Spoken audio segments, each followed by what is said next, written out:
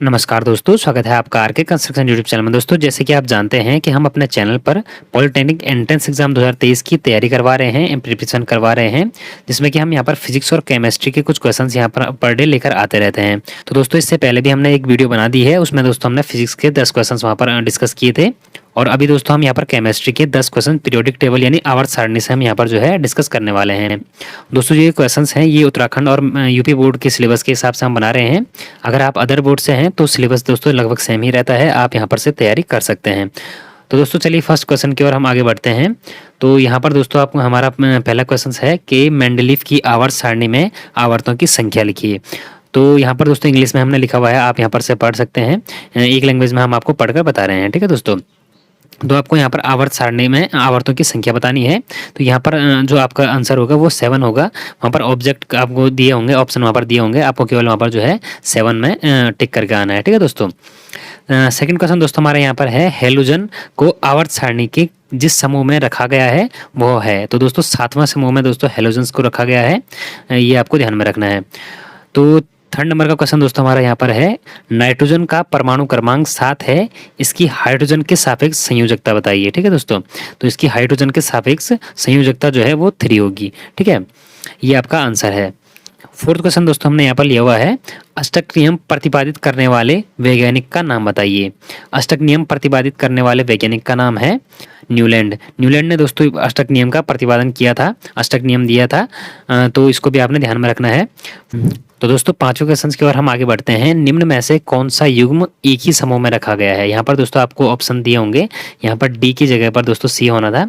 तो यहाँ पर मैंने ब्लू कलर से जो है आपके आंसर्स लिखे हुए हैं, सी तथा Cl यानी कार्बन और क्लोरीन आपका जो है वो एक ही समूह में रखा गया है।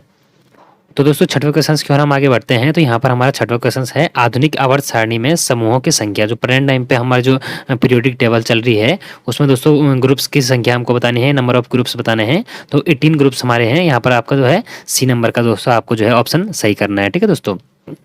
तो दोस्तों सातवें क्वेश्चन की ओर हम आगे बढ़ते हैं। तो यहाँ पर दिया हुआ है, किसी आवर्त में बाएं से दाएं बढ़ने पर तत्वों की, यहाँ पर दोस्तों मतलब है कि आपको जो तत्वों की बाएं से दाएं जाने पर आवर्त सारणी में उनकी प्रॉपर्टीज में कुछ चेंजमेंट आते हैं, उनको यहाँ पर जो है ऑप्शंस में लिखा गया होगा, आपको बताना है क्या से चेंज आते हैं उनमें, ठीक है दोस्तों। तो यहाँ पर मैंने ब्लू कलर्स में लिखा हुआ है, तत्वों के ऑक्साइडों की क्षारीय प्रकृति घटती जाती है।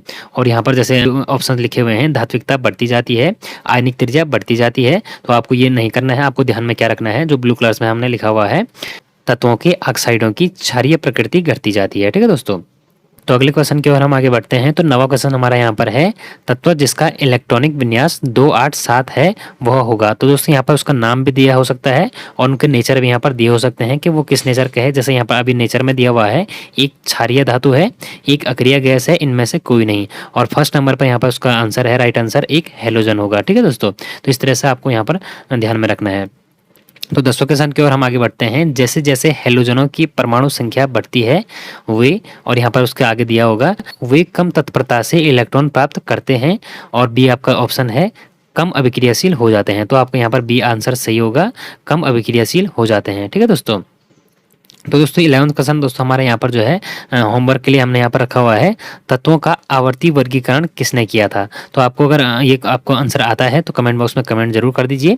और दोस्तों अगली वीडियो में अच्छे अच्छे क्वेश्चन हम आपके लिए लेकर आएंगे, इंपॉर्टेंट क्वेश्चन आपके लिए लेकर आएंगे। तब तक के लिए दोस्तों आप इन क्वेश्चन को रीड कीजिए और नोट भी आप कर सकते हैं। और अभी तक अगर आपने हमारे चैनल को सब्सक्राइब नहीं किया है तो सब्सक्राइब कर दीजिए।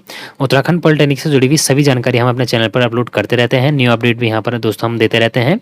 और सिविल इंजीनियरिंग अगर आप करने की सोच रहे हैं तो हमारा चैनल आपको हमेशा लाइफ टाइम काम आने वाला है, इसलिए आप हमारे चैनल से जुड़ जाइए और चैनल को जरूर सब्सक्राइब कर दीजिए।